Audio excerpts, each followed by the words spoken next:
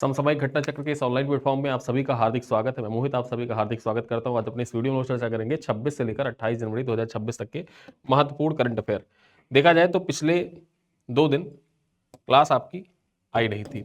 26 जनवरी के दिन अवकाश था और कुछ स्वास्थ्य कारणों से मैं कल ऑफिस आया नहीं, तो इस वजह से क्लास आपकी हो नहीं पाई थी। ठीक है, तो आज अपने इस वीडियो में हम लोग 26, 27 और 28 तीनों दिन के जो महत्वपूर्ण करंट अफेयर है उनको कवर करेंगे। मैं आपको पहले बता दूं, यहाँ पे जो करंट अफेयर रिवीजन के जो इंपॉर्टेंट टॉपिक्स जिन पे हम लोग डेली चर्चा करते हैं, आज वो इंपॉर्टेंट टॉपिक थोड़ा सा मिसिंग रहेगा। यहाँ पे मिसिंग इस कारण से रहेगा क्योंकि पिछले 3 दिन के जो करंट अफेयर है उनको भी हमको समाहित करना है, संकलित करना है एक साथ। तो वीडियो बहुत लंबा ना हो, 1 घंटे का वीडियो ना बने, इसी वजह से देखा जाए उसको हम लोग कंटिन्यू करेंगे कल से वापस से। ठीक है, सारे पॉइंट्स पे चर्चा कर लेंगे। आज हम अपने वीडियो में यहाँ पर देखा जाए 26 से 28 जनवरी 26, 27, 28 जनवरी 2026 के महत्वपूर्ण करंट अफेयर पर एक एक कर चर्चा करेंगे। स्टार्ट करते हैं। सबसे पहले यहाँ पर देखा जाए पहली खबर क्या है, उपराष्ट्रपति द्वारा राम जन्मभूमि आंदोलन पर पुस्तक का विमोचन किया गया है। ठीक है, राम जन्मभूमि आंदोलन जो था उस पर एक लिखी गई पुस्तक है, उसका विमोचन किया गया है। किसके द्वारा किया गया है? तो उपराष्ट्रपति के द्वारा किया गया है, सीपी राधाकृष्णन के द्वारा। चर्चा कर लेते हैं। तो उपराष्ट्रपति सीपी राधाकृष्णन ने नई दिल्ली स्थित उपराष्ट्रपति भवन में पूर्व केंद्रीय सचिव, नाम क्या है इनका? सुरेंद्र कुमार पचौरी। ठीक है, सुरेंद्र कुमार पचौरी के द्वारा एक किताब लिखी गई है। इस किताब का नाम क्या है? Chalice of embryos, Ram Janmabhoomi challenge and response. ठीक है, इस किताब का नाम याद रखिएगा, आपके परीक्षा के दृष्टिकोण से बहुत इंपॉर्टेंट हो जाता है। ठीक है, परीक्षा में देखा जाए आप यूपीपीसीएस 2021, 2022, 2023, हालांकि 24 और 25 में 24 और 25 में करंट अफेयर्स की जो पुस्तकें रही हैं वहां से नहीं पूछा गया। पुस्तकों से रिलेटेड सवाल आपके परीक्षा में पूछा गया। 24-25 में भी देखा जाए किताबों से रिलेटेड सवाल पूछे गए हैं। लगभग 3 सवाल आए थे, लेकिन वो 3 सवाल जो आए थे वो जीके वाले थे। ठीक है, स्टैटिक जीके से आए थे। जो सीए वाले थे, सीए नहीं आए थे। सीए कहां पे आए हैं? 21, 22, 23 में आए हुए हैं। ठीक है, तो आपकी परीक्षा के लिए महत्वपूर्ण हो जाता है, याद रखिएगा। Chalice of embryos, Ram Janmabhoomi challenge and response, ये किताब किसके द्वारा लिखी गई है? तो सुरेंद्र कुमार पचौरी के द्वारा लिखी गई है। ये पूर्व केंद्रीय सचिव भी रह चुके हैं। ठीक है, और इसका विमोचन किसके द्वारा किया गया? सीपी राधाकृष्णन के द्वारा किया गया। ये पॉइंट याद रखिएगा। देखा जाए तो उन्होंने भगवान राम को राष्ट्र की आत्मा बताते हुए कहा कि राम जन्मभूमि आंदोलन धर्म की विजय का प्रतीक है। महात्मा गांधी की राम राज्य की अवधारणा का उल्लेख करते हुए उन्होंने इसे न्याय, समानता और मानव गरिमा से जोड़ा था। आगे चर्चा करें, गणेश लक्ष्मी नारायणन। ठीक है, गणेश लक्ष्मी नारायणन जो है ये टाटा कम्युनिकेशंस के एमडी और सीईओ बन गए हैं। इंपॉर्टेंट हो जाता है यहां पर देखा जाए जो नियुक्ति है। ठीक, नियुक्ति के संदर्भ में ये टॉपिक आपके परीक्षा के दृष्टिकोण से मोस्ट इंपॉर्टेंट हो जाता है कि टाटा कम्युनिकेशन के एमडी और सीईओ कौन बन गए हैं। इनका नाम याद रखिएगा, गणेश लक्ष्मी नारायणन। ठीक है, आपकी परीक्षा के लिए इंपॉर्टेंट हो जाता है। चर्चा करें तो टाटा कम्युनिकेशन ने लक्ष्मी नारायणन को अपना प्रबंध निदेशक एवं मुख्य कार्यकारी अधिकारी नियुक्त किया है। उन्हें वैश्विक नेतृत्व का 3 दशक से अधिक का अनुभव है और उन्होंने बहुराष्ट्रीय कंपनियों, स्टार्टअप्स और भारतीय उद्यमों के साथ कार्य किया है। इससे पहले वे सर्विस नाउ इंडिया और सार्क क्षेत्र के एमडी तथा ग्रुप वाइस प्रेसिडेंट थे। ठीक है, यहां पर याद रखिएगा कि जो गणेश लक्ष्मी नारायणन है अब ये क्या बन गए हैं? टाटा कम्युनिकेशंस के एमडी और सीईओ बन गए हैं। इससे पूर्व देखा जाए तो वे सर्विस नाउ इंडिया और सार्क क्षेत्र के एमडी और ग्रुप वाइस प्रेसिडेंट रहे हैं। ठीक है, आगे चर्चा करते हैं। महत्वपूर्ण खबर यहां पर देखा जाए उड़ीसा राज्य सरकार से एक महत्वपूर्ण खबर आ रही है। देखा जाए उड़ीसा राज्य सरकार ने निर्णय लिया है कि गुटखा और तंबाकू के जो उत्पाद हैं उन पर पूर्ण प्रतिबंध लगाया जाएगा। ऐसा ही एक निर्णय झारखंड राज्य सरकार के द्वारा लिया गया था। ठीक है, यहां पर देखा जाए झारखंड राज्य सरकार के द्वारा यह निर्णय कब लिया गया था? 2025 में लिया गया था। और जो 2025 में झारखंड राज्य सरकार ने निर्णय लिया था ये 1 साल तक का था। ठीक है, कि 1 साल तक गुटखा पान मसाला पर बैन करने का यहाँ पर निर्णय लिया था झारखंड सरकार ने। अब क्या किया है उड़ीसा सरकार ने? यहाँ पर देखा जाए उड़ीसा में गुटखा और तंबाकू उत्पादों पर पूर्ण प्रतिबंध होगा। चर्चा कर लेते हैं।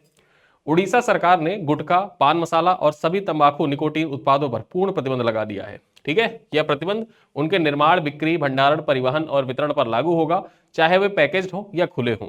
1 फरवरी 2026 से तंबाकू उत्पादों पर उच्च जीएसटी और उत्पाद शुल्क भी लागू हो जाएंगे, जिससे राज्य सुप्रीम कोर्ट के निर्देशों के अनुरूप हो जाएगा। ठीक है, आपको यहां पर याद रखना है उड़ीसा राज्य सरकार, जब उड़ीसा की बात आई है तो एक पॉइंट याद रखिएगा कि उड़ीसा राज्य सरकार में देखा जाए, उड़ीसा राज्य सरकार की पहली महिला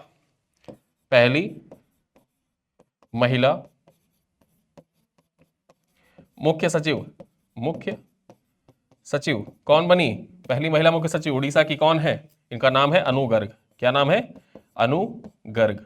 और महत्वपूर्ण क्यों हो जाता है देखा जाए तो ये उत्तर प्रदेश के, ठीक है, ये उत्तर प्रदेश के उड़ीसा कैडर के अधिकारी हैं। इनका कैडर तो उड़ीसा है, ये उड़ीसा कैडर के अधिकारी हैं, लेकिन इनका संबंध देखा जाए तो उत्तर प्रदेश है, उत्तर प्रदेश से है, यूपी से है।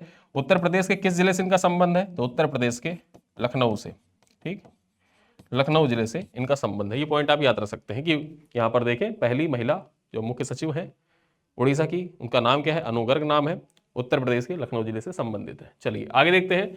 मध्य प्रदेश राज्य सरकार के द्वारा जो 2026 का साल है इसको कृषि वर्ष घोषित किया गया है, ठीक है। मध्य प्रदेश सरकार के द्वारा 2026 को कृषि वर्ष घोषित किया गया है। चर्चा कर लेते हैं। तो 26 जनवरी 2026 को मध्य प्रदेश के राज्यपाल मंगू भाई पटेल ने भोपाल में 77वें गणतंत्र दिवस समारोह के दौरान वर्ष 2026 को कृषि वर्ष घोषित किया है और इसका उद्देश्य किसानों के कल्याण, कृषि उत्पादकता और स्थिरता को बढ़ाना है, ठीक है। तो यहाँ पर देखा जाए हाल ही में किस राज्य सरकार के द्वारा 2026 को कृषि वर्ष घोषित किया गया है? तो मध्य प्रदेश राज्य सरकार के द्वारा।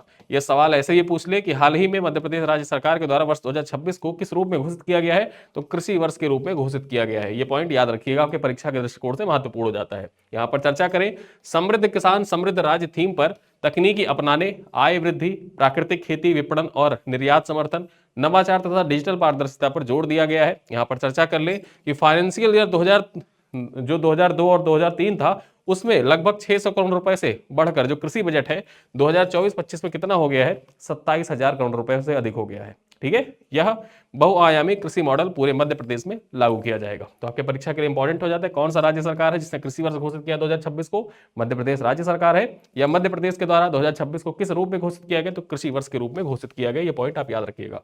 चलिए आगे देखते हैं। विश्व बैंक जल संरक्षित हरियाणा परियोजना के लिए 5,700 करोड़ रुपए की मंजूरी प्रदान की है। विश्व बैंक ने यहां पर देखा जाए जल संरक्षित हरियाणा परियोजना, ये हरियाणा राज्य सरकार की एक पहल है, इसके लिए देखा जाए 5,700 या 5,700 रुपए का, यहां पर 5,700 करोड़ का, ठीक है, 5,700 करोड़ रुपए की मंजूरी प्रदान कर दी है। चर्चा कर लेते हैं। तो जनवरी 2026 में विश्व बैंक ने हरियाणा में जल आत्मनिर्भरता हेतु जल संरक्षित हरियाणा परियोजना के लिए 5,700 करोड़ रुपए की तकनीकी एवं वित्तीय सहायता को मंजूरी प्रदान की है। यहां पर चर्चा करें यह राशि 2026 से 2032 के बीच में चरणबद्ध रूप से जारी होगा।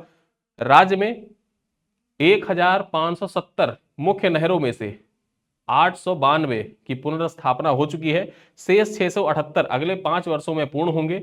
माइक्रो इरिगेशन हेतु यहां पर देखा जाए तो 900 करोड़ रुपए से 70,000 एकड़ प्रणाली लगेगी, ठीक है। 900 करोड़ रुपए में देखा जाए 70,000 एकड़ प्रणाली माइक्रो इरिगेशन के लगाए जाएंगे हरियाणा में। चर्चा कर ले। यहां पर एक महत्वपूर्ण बात और हो जाती है कि विश्व बैंक ने भूटान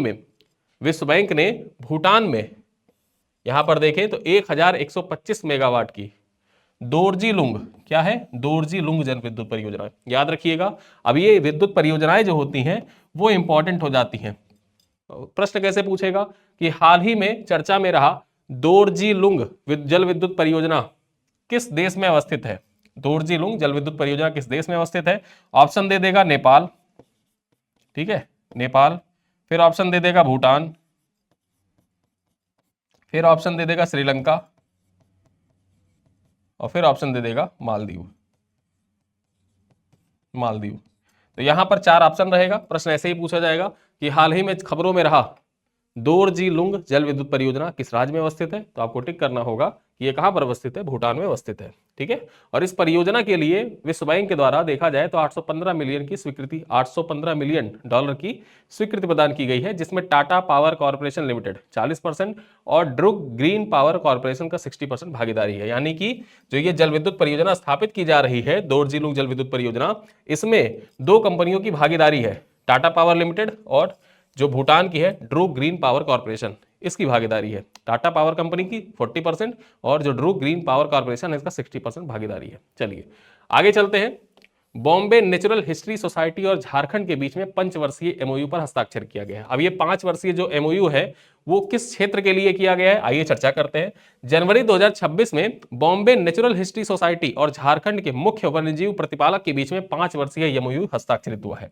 क्यों हस्ताक्षरित हुआ है, चलिए इसका उद्देश्य क्या है, तो भारत की 2 गंभीर रूप से संकटग्रस्त गिद्ध प्रजातियां हैं, ठीक है, ओरिएंटल वाइड बैक्ड गिद्ध और लॉन्ग बिल्ड गिद्ध, ये 2 देखा जाए संकटग्रस्त गिद्ध प्रजातियां हैं भारत की और गंभीर रूप से क्रिटिकली इंडेंजर्ड हैं ये, ठीक है।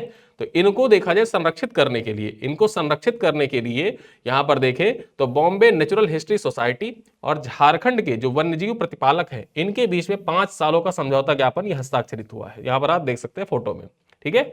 देखा जाए तो सहयोग से रांची के पास मूटा स्थित vulture conservation and breeding centre को सुदृढ़ किया जाएगा। यहां पर चर्चा कर ले, बॉम्बे नेचुरल हिस्ट्री सोसाइटी तकनीकी विशेषज्ञता, कैप्टिव ब्रीडिंग, प्रशिक्षण और स्वास्थ्य निगरानी में सहायता देगा, जबकि झारखंड वन विभाग जो है ये स्थल स्तर पर संरक्षण गतिविधियां संचालित करेगा, ठीक है, संरक्षण गतिविधियां संचालित की जाएगी। चलिए आगे देखते हैं। राज्य उन्नति राज्य स्तरीय डिजिटल गवर्नेंस प्लेटफॉर्म लॉन्च किया गया। राज्य उन्नति, अब ये जो राज्य उन्नति राज्य स्तरीय डिजिटल गवर्नेंस प्लेटफॉर्म है ये किस राज्य सरकार के द्वारा लॉन्च किया गया, परीक्षा में आपसे यही पूछेगा कि किस राज्य सरकार के द्वारा राज्य स्तरीय डिजिटल गवर्नेंस प्लेटफॉर्म राज्य उन्नति लॉन्च किया गया है। अब ये जाहिर सी बात है राज्य उन्नति है तो राजस्थान के द्वारा लॉन्च किया गया है, ठीक है, राज्य से पता चल जा रहा है कि राजस्थान के द्वारा लॉन्च किया गया होगा, ठीक है। आइए चर्चा करते हैं क्या है ये प्लेटफॉर्म, इसके बारे में जाने। जनवरी 2026 में राजस्थान सरकार ने राज्य उन्नति नामक एक राज्य स्तरीय डिजिटल गवर्नेंस प्लेटफॉर्म लॉन्च किया है। ये भारत सरकार के प्रगति मॉडल, जो भारत सरकार का जो प्रगति मॉडल है ना, प्रगति मॉडल भारत सरकार की है और राज्य उन्नति मॉडल ये राजस्थान सरकार की है। इसी मॉडल से प्रेरित होकर देखा जाए जिससे राजस्थान इसे क्षेत्रीय स्तर पर अपनाने वाला पहला राज्य बन गया है, ठीक। जो प्रगति मॉडल था, प्रगति मॉडल पर प्रेरित एक राज्य उन्नति प्लेटफॉर्म डिजिटल गवर्नेंस के लिए राजस्थान सरकार के द्वारा स्टार्ट किया गया है और ऐसी पहल स्टार्ट करने वाला राजस्थान पहला राज्य बन गया है। यहां पर देखा जाए राज्य उन्नति का उद्देश्य लंबित विकास परियोजनाओं की निगरानी करना, प्रशासनिक देरी को समाप्त करना, केंद्र व राज्य योजनाओं का समयबद्ध क्रियान्वयन तथा जन शिकायतों का संरक्षित समाधान करना है, ठीक। यहां पर देखा जाए प्रगति प्लेटफॉर्म की शुरुआत 2014 में भारत सरकार के द्वारा प्रमुख परियोजनाओं की रियल टाइम मॉनिटरिंग हेतु की गई थी। यानी कि जो प्रगति प्लेटफॉर्म है इसको केंद्र सरकार के द्वारा, किसके द्वारा, केंद्र सरकार के द्वारा कब शुरू किया गया था, 2014 में शुरू किया गया था। और प्रगति प्लेटफॉर्म का उद्देश्य क्या है, प्रगति प्लेटफॉर्म आपके पीवाईक्यू में पूछा जा चुका है, प्रीवियस ईयर क्वेश्चन में प्रगति प्लेटफॉर्म को पूछा जा चुका है। भारत सरकार के द्वारा जो प्रमुख योजनाएं है ना, परियोजनाएं, उनकी रियल टाइम मॉनिटरिंग के लिए प्रगति प्लेटफॉर्म लॉन्च किया गया था। चलिए आगे देखते हैं। एक प्रमुख और पुस्तक है आपकी परीक्षा के दृष्टिकोण से इंपॉर्टेंट है। यहां पर देखा जाए एक किताब का विमोचन किया गया है। किताब का नाम क्या है, रेड लाइंस रेड ड्रॉन। यहां पर देखा जाए 22 जनवरी 2026 को थल सेना प्रमुख जनरल उपेंद्र द्विवेदी ने नई दिल्ली में स्थित इंडिया इंटरनेशनल सेंटर में पुस्तक red line red drawn operation Sindoor and India's new normal का विमोचन किया है, ठीक है। यहां पर बात कर ले तो यह पुस्तक कोणार्क पब्लिशर्स प्राइवेट लिमिटेड के द्वारा प्रकाशित की गई है।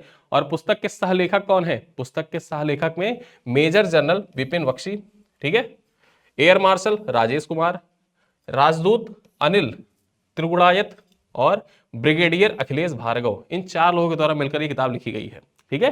ये किताब देखा जाए तो मई 2025 में पहलगाम आतंकी हमले, जो 22 अप्रैल 2025 के बाद पाकिस्तान प्रायोजित आतंकवाद के विरुद्ध 88 घंटे चला जो ऑपरेशन सिंदूर था, उसके बहुआयामी विवरण को प्रस्तुत करता है, जिसमें थल सेना, वायु, नौ, साइबर, कूटनीतिक समन्वय को रेखांकित किया गया है। यानी कि देखा जाए तो एक तरीके से ऑपरेशन सिंदूर के ऊपर इस किताब को लिखा गया है कि किस प्रकार से ऑपरेशन सिंदूर संचालित किया गया, उस दौरान क्या क्या चीजें हुई।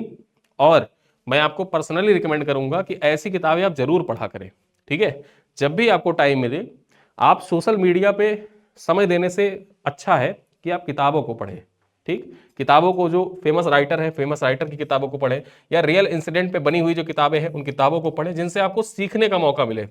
आप सीखो ऐप डाउनलोड करके बहुत, मतलब केवल उसमें कहने भर का है कि आप सीखो ऐप डाउनलोड करें, ये सीखिए वो सीखिए, सीखना आपको यहां से है, ठीक है। किताबों से आप सीखेंगे, आप किताबों से सीखेंगे, आप सोशल मीडिया से नहीं सीख सकते हैं, ठीक है। सोशल मीडिया से बहुत लिमिटेड चीज़ सीखेंगे क्योंकि वहाँ ट्रेंड होता है, आज ये ट्रेंड है कल दूसरा ट्रेंड हो जाएगा, तो उसमें आप ट्रेंड में नहीं सीख सकते हैं। लेकिन किताबों से आप सीख सकते हैं, किताबों से आप जान सकते हैं, किताबों से आपको जानकारी मिलेगी, आपकी नॉलेज बढ़ेगी। इस वजह से जो नई विमोचित पुस्तकें होती हैं, आप चाहें तो उनको जरूर पढ़ें। जैसे ये किताब मैं आपको पर्सनली रिकमेंड करूंगा कि इसको आप पढ़िएगा जरूर, ठीक है। चलिए आगे देखते हैं। डॉक्टर चंद्रकांत लहरिया वाइली रिसर्च हीरोज पुरस्कार 2025 से सम्मानित किया गया। ये है चंद्रकांत लहरिया, इनको देखा जाए वाइली रिसर्च हीरोज पुरस्कार 2025 से सम्मानित किया गया है। चर्चा कर लेते हैं। जनवरी 2026 में डॉक्टर चंद्रकांत लहरिया विश्व स्वास्थ्य संगठन के पूर्व कर्मचारी को वाइली रिसर्च हीरोज पुरस्कार 2025 से इम्पैक्ट बियॉन्ड एकेडमिया, ठीक है, इम्पैक्ट बियॉन्ड एकेडमिया श्रेणी में सम्मानित किया गया है। यहां पर चर्चा करें, वे ये पुरस्कार पाने वाले पहले और एकमात्र भारतीय हैं। विश्व भर में 2000 से अधिक नामांकनों में से उन्हें 5 वैश्विक विजेताओं में चुना गया है, यानी कि दुनिया भर से 2000 लोगों को यहां पर नामांकन मिला था, ठीक है, और उनमें से 5 लोगों को यह पुरस्कार प्रदान किया गया है। और अब तक देखा जाए किसी भी व्यक्ति को वाइली रिसर्च हीरोज पुरस्कार 2000 मतलब वाइली रिसर्च हीरोज पुरस्कार नहीं दिया गया था किसी भारतीय को। ये पहले भारतीय बन गए, इस वजह से इनका नाम इंपॉर्टेंट हो जाता है। और इसी वजह से देखा जाए ये आपकी परीक्षा के दृष्टिकोण से मोस्ट इंपॉर्टेंट हो जाता है। इसी वजह से ये आपकी परीक्षा के लिए मोस्ट इंपॉर्टेंट पॉइंट हो जाता है। और ऐसे ही सवाल आपके परीक्षा में पूछे जाते हैं, ऐसे ही सवाल आपके एग्जाम में पूछे जाते हैं, क्योंकि कोई भी ऐसा अवार्ड जो पहली बार किसी भारतीय को प्रदान किया गया है वो आपके परीक्षा के दृष्टिकोण से महत्वपूर्ण हो जाता है, ठीक है। चलिए आगे देखते हैं। यह पुरस्कार ऐसे शोधकर्ताओं को दिया जाता है जिनका कार्य सार्वजनिक नीति और सामाजिक कल्याण को प्रत्यक्ष रूप से प्रभाव डालता है। प्रत्येक विजेता को लगभग 2000 अमेरिकी डॉलर की पुरस्कार राशि भी प्रदान की जाती है। चलिए आगे चलते हैं। भारतीय सेना और भारतीय विज्ञान संस्थान बेंगलुरु के बीच में एमओयू हस्ताक्षरित हुआ है। अब किस लिए हुआ है आइए देखते हैं। 23 जनवरी 2026 को भारतीय सेना ने भारतीय विज्ञान संस्थान यानी कि आईआईएससी बेंगलुरु के साथ एक समझौते ज्ञापन पर हस्ताक्षर किया। इसका उद्देश्य आधुनिक युद्ध डिजिटल सूचना से जुड़ी चुनौतियों से निपटने हेतु पूर्णतः स्वदेशी आर्टिफिशियल इंटेलिजेंस आधारित रक्षा प्रणाली का विकास करना है। यानी कि पूर्ण रूप से जो स्वदेशी आर्टिफिशियल इंटेलिजेंस आधारित रक्षा प्रणाली है, इसका विकास करने के लिए आईआईएससी बेंगलुरु, ठीक, आईआईएससी बेंगलुरु और जो भारतीय सेना है, भारतीय सेना, इसके बीच में एमओयू हस्ताक्षरित किया गया है, ठीक है। यह प्रणाली संयुक्त अनुसंधान, नवाचार और फील्ड आधारित प्रशिक्षण का माध्यम से विकसित किया जाएगा। साझेदारी में सेना का परिचालन अनुभव आईसीएससी जो आईआईएससी है, इसके शैक्षणिक विशेषज्ञताओं और भारतीय उद्योग के सहयोग शामिल होगा। यह पहल आत्मनिर्भर भारत की दृष्टि से अनुरूप रक्षा तकनीकी और स्वावलंबन को मजबूती भी प्रदान करती है। चलिए आगे देखते हैं। पहला ह्यूमनॉइड रोबोट, ठीक है, एसीएस अर्जुन आंध्र प्रदेश में तैनात किया गया है। एसीएस अर्जुन जो है इसको आंध्र प्रदेश में तैनात किया गया। यहां पर आप देख सकते हैं फोटो, और इस पर एक शॉर्ट वीडियो, घटना चक्र के यूट्यूब चैनल पर जाएंगे, शॉर्ट फीड में, शॉर्ट फीड आप देखेंगे तो वहां पर आपको इसका एक वीडियो स्पेशली इसी पर आधारित है। आप वहां पर विजुअलाइज तरीके से देख सकते हैं किस प्रकार से ये ह्यूमनॉइड रोबोट काम करता है। चलिए देखते हैं। जनवरी 2026 में भारतीय रेल ने यात्री सुरक्षा और स्टेशन प्रबंधन को सुदृढ़ करने हेतु अपना पहला humanoid robot ACS Arjun Visakhapatnam railway station East Coast Railway के अंतर्गत आंध्र प्रदेश में तैनात किया है। यहां पर देखें तो यह रोबोट रेलवे सुरक्षा बल की निगरानी में कार्य करेगा। स्वदेशी तकनीक से विकसित यह robot face recognition system, AI आधारित भीड़ प्रबंधन, इंटरनेट ऑफ थिंग अलर्ट, अग्नि एवं धुआं की पहचान तथा 24x7 अर्ध स्वायत्त प्लेटफॉर्म गश्त भी यहां पर यह कर सकता है, ठीक है।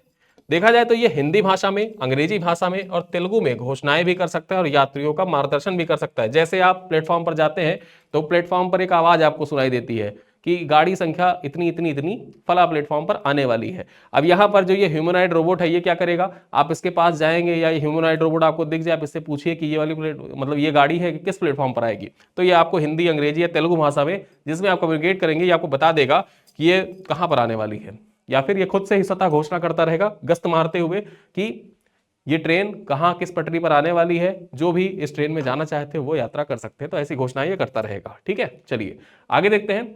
अंतरदेशीय जलमार्ग विकास परिषद की तीसरी बैठक अब महत्वपूर्ण हो जाता है। यहां पर देखा जाए तो 23 जनवरी 2026 को अंतरदेशीय जलमार्ग विकास परिषद की तीसरी बैठक कोच्चि केरल में सर्बानंद सोनोवाल की अध्यक्षता में आयोजित की गई। यहां पर देखा जाए तो बैठक का उद्देश्य हरित गतिशीलता, मल्टी मॉडल लॉजिस्टिक और नदी आधारित आर्थिक विकास की भविष्य की रूपरेखा को तय करना था। यहां पर बात करें इनलैंड वाटरवे डेवलपमेंट काउंसिल की जो तीसरी बैठक है, इसमें 1500 करोड़ रुपए से अधिक की परियोजनाओं को मंजूरी और 150 करोड़ रुपए से अधिक की परियोजनाओं का शिलान्यास भी किया गया। यहां पर बात करें तो 465 करोड़ रुपए की परिसंपत्ति खरीद स्वीकृत की गई। भारत में 111 राष्ट्रीय जलमार्ग हैं जिनका विकास inland waterway authority of India के द्वारा किया जाता है। याद रखिएगा कि जो जलमार्ग है ना, अंतर्देशीय जलमार्ग, इनका विकास किसके द्वारा किया जाता है? ये सवाल आपके पीवाईक्यू में पूछा जा चुका है। ये सवाल आपके पीवाईक्यू में पूछा जा चुका है कि अंतर्देशीय जो जलमार्ग है उनका विकास किसके द्वारा किया जाता है? तो इनका विकास inland waterway authority of India के द्वारा किया जाता है। चलिए आगे देखते हैं। लेखक और पत्रकार मार्क टली का निधन हो गया। ये है मार्क टली, देखा जाए तो इनका निधन हो गया है। चर्चा कर ले, प्रसिद्ध पत्रकार थे, बीबीसी के पत्रकार रहे हैं, इनका निधन हो गया है। 25 जनवरी को मशहूर लेखक और ब्रिटिश भारतीय पत्रकार सर विलियम मार्क टली का निधन हो गया। वे 90 साल के थे। उन्होंने दिल्ली में साकेत स्थित मैक्स हॉस्पिटल जो है उसमें अंतिम सांस ली। यहां पर देखें तो मार्क टली 1964 में ब्रिटेन में बीबीसी से जुड़े थे और 1965 में वापस भारत आ गए। वे 22 सालों तक बीबीसी दिल्ली ब्यूरो को प्रमुख रहे हैं। ठीक है, बीबीसी दिल्ली ब्यूरो के प्रमुख रहे हैं 22 साल तक। यहां पर चर्चा करें, भारत सरकार ने टली को 1992 में पद्मश्री से सम्मानित किया था और 2005 में इनको पद्म भूषण से भी सम्मानित किया जा चुका है। यानी कि भारत का जो तीसरा सर्वोच्च सम्मान है वो भी मार्क टली को मिल चुका है। इसी वजह से इनका नाम इंपॉर्टेंट हो जाता है। मार्क टली ने भारत पर 9 किताबें लिखी हैं, जिनमें से no full stop in India, Amritsar, Mrs Gandhi, last battle, India in slow motion and the heart of India, ये कुछ प्रमुख किताबें हैं। इनके द्वारा 9 किताबें लिखी गई हैं, जिनमें से कुछ प्रमुख किताबें कौन कौन सी हैं? No full stop in India, Amritsar, Mrs Gandhi, last battle, India in slow motion और द हार्ट ऑफ इंडिया। ठीक है, आगे देखें अगली खबर क्या है। अगली खबर है यहां पर स्पोर्ट्स से। नोवाक जोकोविच 400 ग्रैंड स्लैम मैच जीतने वाले पहले खिलाड़ी बन गए हैं। ठीक है, 400 ग्रैंड स्लैम मैच जीतने वाले पहले और एकमात्र खिलाड़ी कौन बन गए हैं? नोवाक जोकोविच बन गए हैं। यहां पर चर्चा करते हैं। 24 नवंबर को सर्बिया के दिग्गज टेनिस खिलाड़ी नोवाक जोकोविच ने ग्रैंड स्लैम में सिंगल्स कैटेगरी में 400वां मैच जीता था। ये आई थिंक पुराना करंट अफेयर यहाँ पर लगा हुआ है। वे ऐसा करने वाले दुनिया के पहले खिलाड़ी बन गए। ठीक, इंपॉर्टेंट हो जाता है, फिर भी आप याद रखिएगा कि 400 ग्रैंड स्लैम मैच खेलने वाले दुनिया के पहले खिलाड़ी कौन? नोवाक जोकोविच। ठीक है, यहां पर नोवाक जोकोविच है। जोकोविच ने जारी ऑस्ट्रेलियन ओपन में 102वां, यहां पर देखा जाए तो 102वां जीत दर्ज कर, जो भी ऑस्ट्रेलियन ओपन चल रहा है यहां पर, ठीक है, तो इसमें 102वां मैच यहां पर उन्होंने हासिल किया है, 102वां मैच जीता है और रोजर फेडरर के रिकॉर्ड की बराबरी कर ली है। जोकोविच सबसे ज्यादा 24 बार ग्रैंड स्लैम चैंपियन है। उनका नाम लगातार 428 हफ्तों तक वर्ल्ड नंबर 1 रैंकिंग पर रहने का रिकॉर्ड भी है। ठीक है, उनके नाम पर एक रिकॉर्ड भी है, लगातार 428 हफ्ते तक वर्ल्ड के नंबर 1 चैंपियन रहे। चलिए आगे देखते हैं। गैलेंट्री अवार्ड्स और सेवा मेडल्स की घोषणाएं हुई हैं। ठीक है, गैलेंट्री अवार्ड्स और सेवा मेडल की घोषणाएं हुई हैं सेना के लिए। यहाँ पर चर्चा कर लेते हैं। तो 25 नवंबर को केंद्र सरकार ने गैलेंट्री अवार्ड्स और सेवा मेडल की घोषणा की है। इस बार 928 police, fire brigades, home guard, civil defence और करेक्शनल सर्विस से जुड़े कर्मियों को उत्कृष्ट सेवाओं के लिए सम्मानित किया जाएगा। यहां पर देखा जाए तो 125 लोगों को वीरता पदक, जो गैलेंट्री मेडल्स होते हैं, इसके लिए सम्मानित किया जाएगा। 101 लोगों को प्रेसिडेंट मेडल दिया जाएगा और 756 लोगों को देखा जाए मेरिटोरियस सर्विस मेडल प्रदान किया जाएगा। यहां पर देखें सबसे ज्यादा जो 45 वीरता पदक है वो जम्मू कश्मीर में तैनात कर्मियों को प्रदान किया जाएगा। यानी कि परीक्षा में पूछा जा सकता है कि सबसे ज्यादा जो वीरता पदक है वो किस राज्य में तैनात कर्मियों को दिया गया है, तो जम्मू कश्मीर के तैनात कर्मियों को दिया गया है। उसके बाद देखा जाए महाराष्ट्र के 31, उत्तर प्रदेश के 18 और दिल्ली पुलिस के देखा जाए तो 14 को वीरता पदक प्रदान किया जाएगा। यहां पर देखें तो नक्सल हिंसा प्रभावित क्षेत्रों में 35 और पूर्वोत्तर क्षेत्र में तैनात 5 कर्मियों को वीरता पदक प्रदान किया जाएगा। फायर ब्रिगेड सर्विसेज के 4 बचाव कर्मियों को भी वीरता पदक से सम्मानित किया जाएगा। केंद्रीय सशस्त्र पुलिस बलों यानी कि सीएपीएफ में सीआरपीएफ एकमात्र फोर्सेस है जिसे 12 वीरता पदक मिले हैं, मतलब वीरता पुरस्कार मिले हैं। ठीक है, तो यहां पर देखा जाए तो सबसे ज्यादा जो वीरता पदक सीएपीएफ के अंतर्गत किसको मिला है? सीआरपीएफ को प्रदान किया गया है। ठीक, आगे देखें। सीबीआई के 31 अधिकारियों को प्रेसिडेंट मेडल और मेरिटोरियस मेडल मिल रहे हैं। इस बार सीबीआई के 31 अधिकारी हैं जिनको प्रेसिडेंट मेडल से सम्मानित किया जाएगा। चलिए आगे देखते हैं। केंद्र सरकार के द्वारा 131 पद्म पुरस्कारों की घोषणा की गई है। ठीक है, बीबीसी यहां पर देखा जाए दैनिक भास्कर की खबर है, दैनिक भास्कर की महत्वपूर्ण इनपुट है। 25 जनवरी को केंद्र सरकार ने 2026 के लिए 131 पद्म पुरस्कारों का ऐलान किया है। दिवंगत एक्टर धर्मेंद्र समेत 5 हस्तियों को पद्म विभूषण से सम्मानित किया जाएगा। ठीक है, यानी कि इस बार देखा जाए 5 लोगों को, 5 हस्तियों को पद्म विभूषण से सम्मानित किया जाएगा। आगे चर्चा करें। झारखंड के पूर्व सीएम एवं दिवंगत नेता शिबू सोरेन और बॉलीवुड सिंगर अलका याग्निक के साथ साथ 13 हस्तियों को पद्म भूषण से सम्मानित किया जाएगा। इस बार cricketer Rohit Sharma, para athlete Praveen Kumar, महिला क्रिकेट की कप्तान हरमनप्रीत कौर, हॉकी प्लेयर सविता पूनिया समेत 113 हस्तियों को देखा जाए पद्मश्री से सम्मानित किया जाएगा। महत्वपूर्ण क्या हो जाता है कि 5 लोगों को इस बार देखा जाए तो प्रदान किया गया पद्म विभूषण। सवाल ये आपके देखा जाए तो यूपीआरओ, ठीक, यूपीआरओ एआरओ में सवाल डायरेक्टली पूछ दिया था कितने लोगों को पद्म विभूषण प्रदान किया गया है पिछली बार 2025 में, कितने लोगों को पद्म विभूषण प्रदान किया गया था, ये सवाल पूछा था। 13 लोगों को देखा जाए तो पद्म भूषण प्रदान किया गया है और 113 लोगों को पद्मश्री प्रदान किया गया है। ठीक है, अब यहां पर कुछ पॉइंट और याद रखिए कि पद्म पुरस्कार विजेताओं में कितनी महिलाएं शामिल है, तो 19 महिलाएं शामिल है। यहां पर बात कर रहे हैं तो 6 विदेशी एनआरआई पीआईओ या जो ओवरसीज सिटीजन ऑफ इंडिया होते हैं उनकी कैटेगरी में देखा जाए तो कितने लोग शामिल है, 6 लोग शामिल है और 16 ऐसे लोग हैं जिनको मरणोपरांत प्रदान किया गया है। ठीक है, 16 लोगों को मरणोपरांत यहां पर देखा जाए पद्म पुरस्कार प्रदान किया गया कुल 131 में, यानी कि इस बार यहां पर 131 पद्म पुरस्कारों की घोषणा हुई है। 5 लोगों को पद्म विभूषण दिया गया है, 13 लोगों को पद्म भूषण दिया गया है, 113 लोगों को पद्मश्री दिया गया है, जिसमें 19 महिलाएं शामिल हैं, 6 विदेशी एनआरआई या पीआईओ या ओसीआई कैटेगरी वाले लोग शामिल हैं और 16 ऐसे लोग हैं जिनको मरणोपरांत पद्म पुरस्कार प्रदान किया गया। तो महत्वपूर्ण हो जाता है आपके एग्जाम के लिए। चलिए आगे देखते हैं। देश भर में मनाया गया 77वां गणतंत्र दिवस। यहाँ पर 77वें गणतंत्र दिवस से संबंधित कुछ पॉइंट्स हैं, देख लेते हैं, आपकी परीक्षा के लिए इंपॉर्टेंट हो जाता है। 26 जनवरी को देश भर में 77वां गणतंत्र दिवस मनाया गया। गणतंत्र दिवस 2026 वंदे मातरम के 150 साल पूरे होने को समर्पित था, यानी कि थीम यही था वंदे मातरम के 150 साल। यहाँ पर चर्चा करें, इस साल स्वतंत्रता के मंत्र वंदे मातरम, समृद्धि की मंत्र आत्मनिर्भर भारत थीम पर आधारित 30 झांकियों की परेड यहां पर निकाली गई थी। ठीक है, गणतंत्र दिवस 2026 की परेड में 18 मार्चिंग टुकड़ियां और 13 बैंड सम्मिलित हुए थे। तीनों सेनाओं के स्वदेशी हथियार और सैन्य उपकरण परेड में शोकेस किए गए। चर्चा कर ले तो परेड के बाद वायुसेना के फ्लाई ब्लास्ट हुआ, जिसमें Rafale, Sukhoi 13, MiG 29, P-8I, C-130, C-295, Apache, साथ ही साथ यहां पर देखा जाए MI-17 जैसे विमानों का प्रदर्शन भी किया गया। गणतंत्र दिवस 2026 के मुख्य अतिथि कौन थे, तो यहां पर देखा जाए यूरोपियन काउंसिल के अध्यक्ष एंटोनियो कोस्टा और यूरोपियन कमीशन की जो अध्यक्ष उर्सुला वॉन डर लियन यहां पर मुख्य अतिथि के रूप में शामिल हुए थे। आगे चर्चा करें, पहली बार anti ship hypersonic guided missile की परेड में शामिल की गई थी। पहली बार देखा जाए तो anti ship hypersonic guided missile parade में सम्मिलित हुई थी। यहां पर आप देख सकते हैं रक्षा अनुसंधान संगठन के द्वारा यानी कि DRDO के द्वारा long range anti ship hypersonic missile पहली बार गणतंत्र दिवस परेड में शामिल हुई थी। DRDO ने ग्लाइड, ठीक है, LRASHM को लॉन्चर के साथ परेड में प्रदर्शित किया। यहां पर देखा जाए LRASHM मिसाइल सिस्टम बैटरी से चलता है और किसी स्थिर या एक्टिव दोनों तरह से टारगेट पर हमला कर सकता है। अलग अलग पेलोड के LRASHM सिस्टम जो है ये लगभग 1500 किलोमीटर दूरी तक के फायर किए जा सकते हैं। ठीक है, यहाँ पर ये 1500 किलोमीटर दूरी तक के फायर किए जा सकते हैं। आगे चर्चा करते हैं।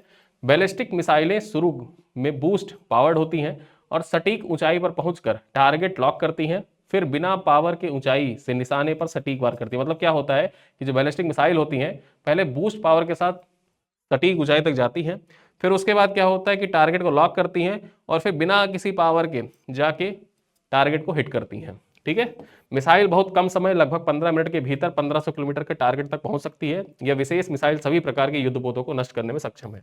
यानी कि जो ये मिसाइल है हाइपरसोनिक ग्लाइड मिसाइल, ठीक है, हाइपरसोनिक ग्लाइड मिसाइल है, ये सभी प्रकार के देखा जाए तो युद्धपोत जो है उनको नष्ट करने में सक्षम है। चलिए आगे चर्चा करते हैं। यहाँ पर देखा जाए जो भारत और यूरोपियन यूनियन के बीच में फ्री ट्रेड एग्रीमेंट था, इसको मंजूरी दे दी गई है। 27 जनवरी 2026 को भारत और यूरोपियन यूनियन के बीच में फ्री ट्रेड एग्रीमेंट को मंजूरी दे दी गई है। 18 वर्षों की बातचीत के बाद 16वें भारत EU शिखर सम्मेलन के दौरान इसकी घोषणा हुई। समझौते के तहत EU बाजार में जो यूरोपियन यूनियन के बाजार है उसमें भारतीय वस्त्र, लेदर, ज्वेलरी, फार्मास्यूटिकल्स और फिशरी उत्पादों को कम और शून्य टैरिफ लगेगा। ठीक है, वहीं पर भारत में जो BMW की गाड़ियां तथा मर्सिडीज की जो गाड़ियां थी जिन पर पहले 110% का टैक्स लगता था वो सिर्फ 10% का हो जाएगा। यानी कि जो गाड़ी पहले लगभग 40 लाख के आसपास की मिलती थी अब वो देखा जाए 20 लाख में। यानी कि भारत में आप देखने वाले हैं कि BMW और मर्सिडीज की भरमार आने वाली है। ठीक है, भारत चौथी और EU दूसरी सबसे बड़ी अर्थव्यवस्था है। दोनों मिलकर वैश्विक GDP का लगभग 25% और विश्व व्यापार का 1/3 हिस्सा रखते हैं। वर्तमान में EU में देखा जाए तो कितने सदस्य देश हैं, तो 27 सदस्य देश हैं। यूरोपियन यूनियन में कितने सदस्य देश हैं? तो 27 सदस्य देश हैं। चलिए आगे देखते हैं। ओलंपिक काउंसिल ऑफ एशिया के अध्यक्ष रणधीर सिंह रिटायर हो गए हैं। ठीक है, यहाँ पर ओलंपिक काउंसिल ऑफ एशिया जो था, इसके जो अध्यक्ष हैं रणधीर सिंह, इन्होंने समय से पूर्व ही अपने रिटायरमेंट ले ली है। 26 जनवरी 2026 को ओलंपिक काउंसिल ऑफ एशिया के अध्यक्ष रणधीर सिंह ने स्वास्थ्य कारणों से समय से पहले ही रिटायरमेंट ले लिया है। वे 2028 तक इस पद पर रहने वाले थे और सितंबर 2024 में जो ओलंपिक काउंसिल ऑफ एशिया है, इसके अध्यक्ष का पद इन्होंने संभाला था और ऐसा करने वाले पहले भारतीय व्यक्ति थे। ठीक है, यहां पर देखा जाए रणधीर सिंह 1987 से 2012 तक इंडियन ओलंपिक एसोसिएशन के महासचिव रहे और 2001 से 2004 तक जो इंटरनेशनल ओलंपिक कमेटी है उसके सदस्य भी रहे थे। ठीक है, चर्चा कर लें तो उन्होंने 5 ओलंपिक खेले और 1978 एशियाई खेलों में ट्रैक शूटिंग में स्वर्ण पदक भी जीता था। 26 जनवरी 2026 को ताशकंद में शेख जोआन बिन अहमद अल थानी को नया ओलंपिक काउंसिल ऑफ एशिया का अध्यक्ष चुना गया है। यानी कि अब देखा जाए तो ओलंपिक काउंसिल ऑफ एशिया के नए अध्यक्ष कौन बन गए? इनका नाम है शेख जोआन बिन अहमद अल थानी। ठीक है, चलिए आगे देखते हैं। Arijit Singh playback singer, best playback singer, इन्होंने क्या किया है? सन्यासी घोषणा कर दी है कि अब ये प्लेबैक सिंगिंग नहीं करेंगे। ठीक है, 27 जनवरी 2026 को प्रसिद्ध गायक एवं संगीतकार अरिजीत सिंह ने प्लेबैक सिंगिंग से सन्यास की घोषणा कर दी है। ठीक है, उन्होंने 2005 में रियलिटी शो फेम गुरुकुल से अपने करियर की शुरुआत की थी।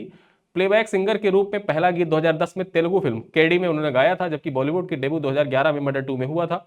आशिकी 2 जो 2013 में आई थी, उसके गीत तुम ही हो के लिए पहला फिल्मफेयर अवार्ड इनको मिला था। 2018-2022 में सर्वश्रेष्ठ गायक अवार्ड से सम्मानित किया गया और 2025 में इनको पद्मश्री से भी सम्मानित किया गया था। अरिजीत सिंह को देखा जाए तो स्पॉटिफाई में विश्व के सर्वाधिक फॉलो किए जाने वाले कलाकारों में से शामिल हैं। ठीक है, स्पॉटिफाई पर सबसे ज्यादा फॉलो किए जाने वाले कलाकार कौन? अरिजीत सिंह। जो टेलर स्विफ्ट है ना, टेलर स्विफ्ट को भी पीछे छोड़ दिया था अरिजीत सिंह ने, टेलर स्विफ्ट को भी पीछे छोड़ दिया था अरिजीत सिंह ने स्पॉटिफाई पे।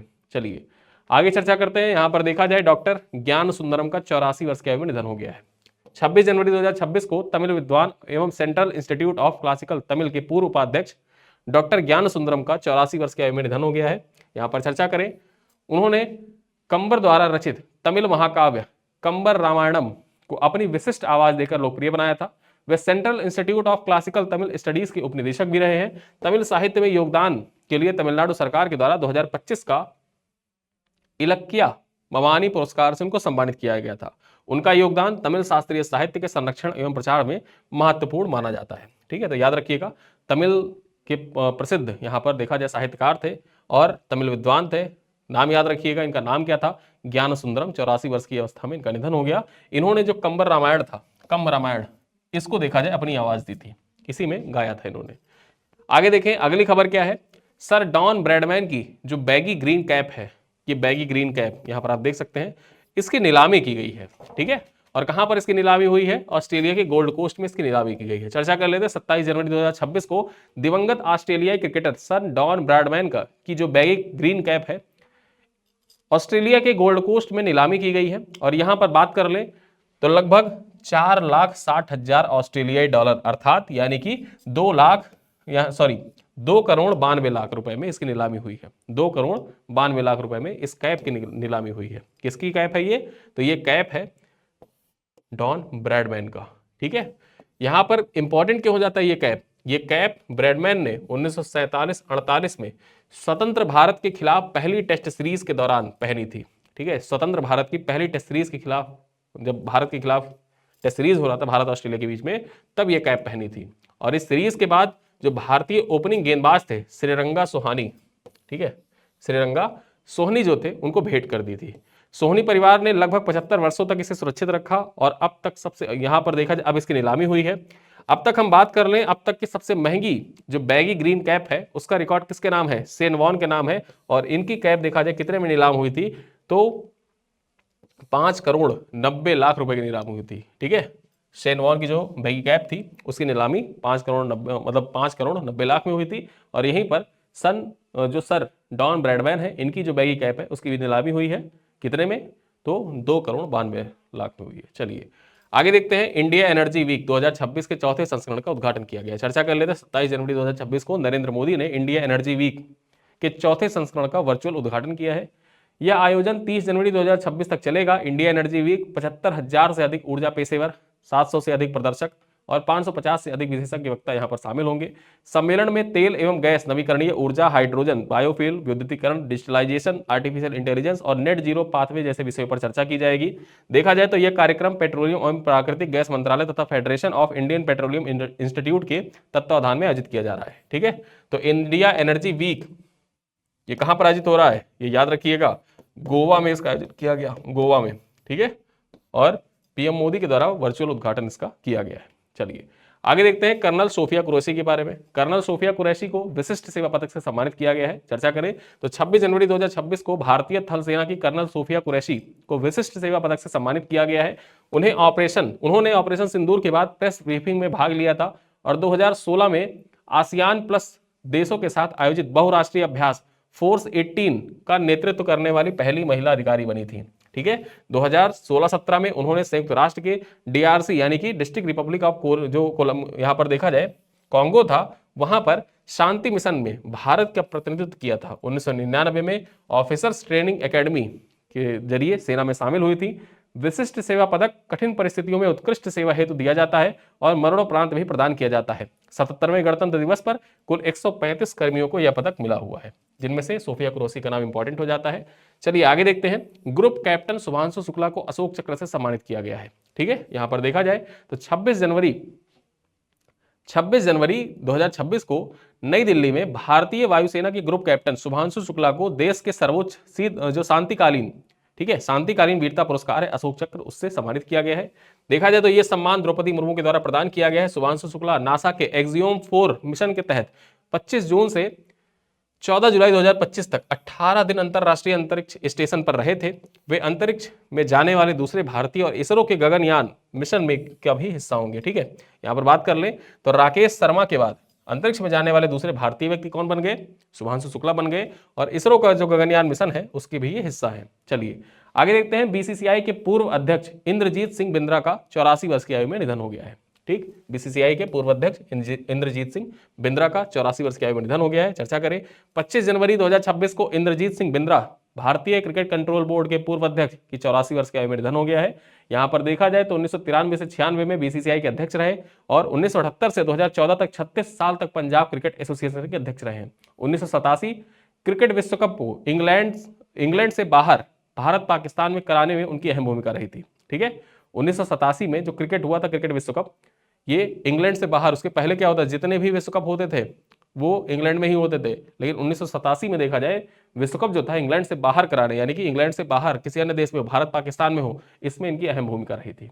ठीक है, आगे चर्चा करें 1994 में दूरदर्शन का प्रसारण की मोनोपोली को समाप्त करने में उनका योगदान रहा। 2015 में उनके सम्मान में जो पंजाब क्रिकेट एसोसिएशन था, ठीक, उसके स्टेडियम का नाम परिवर्तित करके क्या कर दिया गया, Punjab cricket academy IS Bindra stadium रखा गया। ठीक है, Punjab cricket academy IS Bindra stadium रखा गया। तो ये इंपॉर्टेंट हो जाता है, इनका नाम बहुत महत्वपूर्ण है। ये बीसीसीआई के पूर्व अध्यक्ष रह चुके हैं इंद्रजीत सिंह बिंद्रा, यहां पर आप फोटो देख सकते हैं। चलिए अब चलते हैं, कुछ प्रश्न हैं, उनका उत्तर आप कमेंट बॉक्स में दीजिएगा। पहला सवाल क्या है, राम जन्मभूमि आंदोलन पर लिखित पुस्तक चार्लियस of embryos, Ram Janmabhoomi challenges and response का पुस्तक विमोचन किसने किया है? राष्ट्रपति द्रौपदी मुर्मू ने, प्रधानमंत्री नरेंद्र मोदी ने, उपराष्ट्रपति सीपी राधाकृष्णन ने, या गृह मंत्री अमित शाह ने? क्वेश्चन नंबर 2 है, टाटा कम्युनिकेशंस के नए, जो टाटा कम्युनिकेशंस है उसके नए प्रबंधक निदेशक एवं सीईओ कौन बने हैं? एन चंद्रशेखरन, गणेश लक्ष्मी नारायणन, संदीप माथुर या राजीव मेमानी? क्वेश्चन नंबर 3 है, किस राज्य ने 2026 को कृषि का वर्ष घोषित किया है? उत्तर प्रदेश, महाराष्ट्र, मध्य प्रदेश या छत्तीसगढ़? आगे देखें, क्वेश्चन नंबर 4 है कि जल संरक्षित हरियाणा परियोजना के लिए विश्व बैंक ने कितनी राशि की मंजूरी दी है? ठीक है, यहां पर देखें तो 3200 करोड़ रुपए, 4500 करोड़ रुपए, 5700 करोड़ रुपए या 6800 करोड़ रुपए। और अंतिम सवाल है कि भारतीय रेलवे द्वारा पहला तैनात ह्यूमैनॉइड रोबोट एएससी अर्जुन जो है किस रेलवे स्टेशन पर लगाया गया है? चेन्नई सेंट्रल, नई दिल्ली, भुवनेश्वर या विशाखापट्टनम? ठीक है, तो ये है 5 सवाल। यहां पर देखा जाए आज का वीडियो 40 मिनट का तो वैसे ही हो चुका है और हमारा टारगेट डेली का यही रहता है कि 40 मिनट के आसपास का जो वीडियो बने उसमें करंट अफेयर के जो महत्वपूर्ण पॉइंट्स हैं उन पर भी चर्चा कर ले, साथ साथ रिवीजन पे भी। आज का ये वीडियो देखा जाए रिवीजन के जो इंपॉर्टेंट पॉइंट्स थे उसको सम्मिलित इसलिए नहीं किया गया क्योंकि ऑलरेडी हम लोग 3 दिन के जो करंट अफेयर थे उनको एक साथ कंपाइल कर रहे हैं, 3 दिन के करंट अफेयर आपको प्रोवाइड कर रहे हैं। आज इस वीडियो को देखिए, इसमें पिछले 3 दिन के लगभग 31 से 32 इंपॉर्टेंट करंट अफेयर के जो टॉपिक थे वो आपका यहाँ पर कवर हो जाएगा। और इसके बाद कल से वापस से हम लोग वही जो रिवीजन सीरीज अपनाते थे कि डेली लगभग 10 पॉइंट करंट अफेयर के रहे और उसके अंतर्गत लगभग 60 से 70 पॉइंट ऐसे हो जो आपके पिछले जो करंट अफेयर के रहे वो रिवाइज भी हो जाए। ठीक है, तो चलिए आज के इस वीडियो को देखिए, इन सवालों का उत्तर दीजिए और कल वापस मिलते हैं अपने पुराने फॉरवर्ड में। पूरी तरीके से देखा जाए जो नया फॉर्मेट है उस फॉरवर्ड में मिलेंगे। तो इन्हीं सब बातों के साथ इस वीडियो को करते हैं समाप्त। मिलते हैं अगली क्लास में, तब तक के लिए धन्यवाद।